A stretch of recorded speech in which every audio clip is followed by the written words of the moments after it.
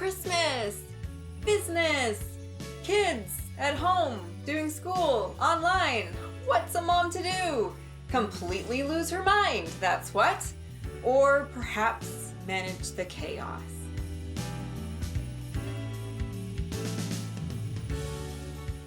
Welcome to Allie on Life, where it's December, and so things are just a little bit crazier than they usually are around here. And I will tell you how I am attempting to deal with that. But before I do, if you are a writer, or you know a writer, or you want to be a writer but you're not yet, please make sure you watch all the way until the end of this video, because I have something for you. And of course, as always, make sure that you subscribe and like this video, because that really helps me out a lot. And it lets you know when I put out new videos, which is usually Wednesdays, but you never know when a new one might pop in. Well, you may have noticed that the title of this video is How I Work in the Holidays. And I titled that very intentionally because it's how I work in the holidays and also how I work in the holidays. See what I did there? Yeah. Because if you are working during the holidays, there's just a little extra challenge. And if you happen to be working at home and your kids have been sent home because of COVID and because all of the schools are shut down, maybe your kids have been at home since March. And if that's the case, then maybe you've adjusted by now. But my kids started this fall in school and they are at home now. And so that is giving us some extra challenges, in addition to the fact that it's December. It's the most wonderful time of the year. And if you're a mom, let's be honest, it can also be the craziest and most stressful and least enjoyable time of the year if you're not really, really careful. So, how does this mom manage that? With a lot of ingenuity and spontaneity and insanity. That's how I handle it. But generally, if I am attempting to handle it well, I do a couple of things. One is plan. You know, I always go in with a good intention, right? I have plans. I have the way that I want things to work out. And so my plan this year, because I have a lot of work to do, but if you are working because you need money, which most of us do, and you are working for yourself, which means you're not going in and clocking in at a job and people aren't telling you what to do and they're not automatically sending a nice little paycheck into your bank account, then there are things that you need to do in order to make sure that you are planning your work and working your plan during the holidays. In order to work your plan, you need a plan. So definitely take some time, if you haven't already, to figure out what you're going to do to work in the holidays this year. Figure out the hours that you need to work, the work that you need to get done in order to make the money that you need, and where you're going to do that, along with all of the other holiday activities that may be going on. And of course, this year, depending on where you are, here, we aren't going to have a lot of social holiday activities, but there may be still things to do. I can tell you for sure that my kids have plenty of things that they want to do and that they want me to do with them in this holiday season. And if I'm not really careful, I will definitely let something slip. And it might be time with my kids, it might be time working, it might be time building my business. And so I need a plan in order to make sure that all of those things are balanced and they get done. Now, if you know anything about work-life balance and being a mom, you know it's a myth and it doesn't really exist. But at the same time, you can live a balanced life even if you're not dedicating an equal amount of time to all the things that are important. So figure out what that means to you. Get it written down, get it planned out, blocked out in your calendar. Put those reminders in there if you need them, because that's going to be really important to making sure that you are, if not successful, at least somewhat sane during this season. Once you have a plan, you got to work in the plan. As you know, I talk a lot about having a plan and also taking action, because you need both. It's really important. So when you have your plan, follow it. And recognize that life things will come up. They will happen. Emergencies, unexpected things, your kids interrupting a Zoom call to ask you for help with their math. All of these things happen. And at this point in time, it's not normal, but it's inevitable, and we've kind of accepted it. So just know that as you're working your plan, you may need to work in some time for unplanned events and moments. And then, of course, don't be so focused on your plan that you don't take time to enjoy the season. Sometimes I am guilty of this. And I am also guilty of the very adult complaint of Christmas just doesn't feel like it used to. I've lost the wonder and the joy and the beauty of it. Why? Why is that? It's sad, isn't it? Right?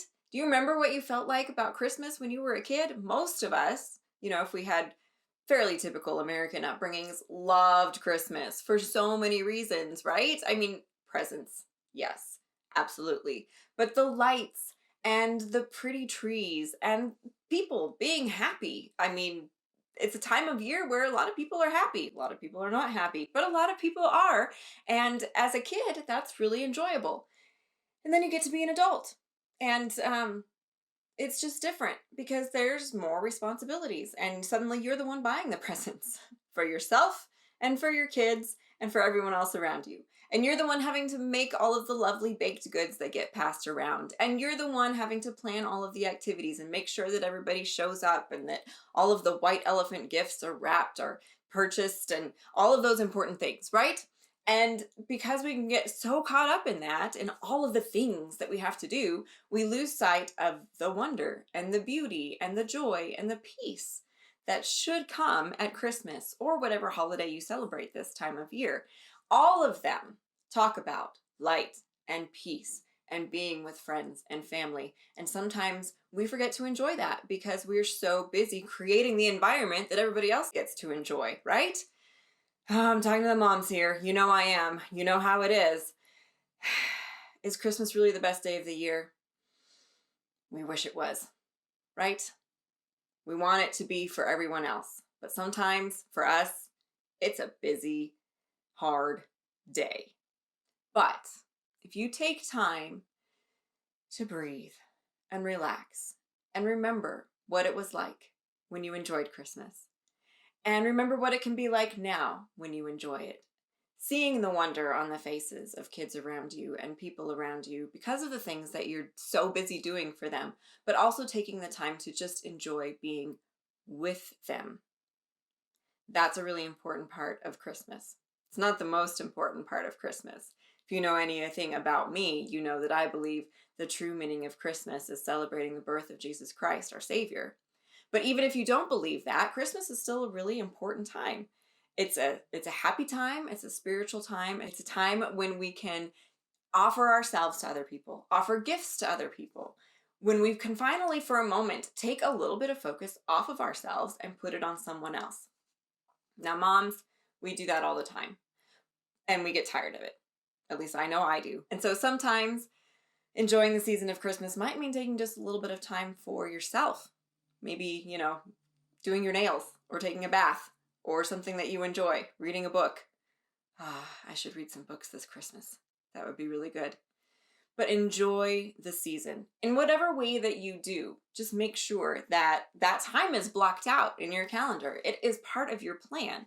Or else if you get so busy and caught up in doing all the things, what's the point of doing them? Now, I know we're all human and things happen. Stuff comes up and we get busy and we get out of control and we forget to do, a whole list of things that we were supposed to do, or we didn't take the time with the kids that we meant to do.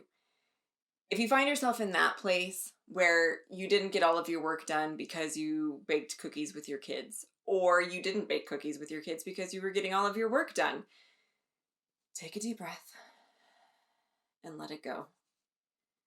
Because one thing no one needs at Christmas is holding on to a load of guilt that you've piled on yourself because you didn't meet your own expectations or the expectations of others.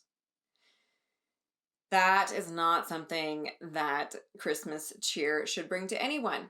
Okay? So let it go. It's okay. No one's perfect.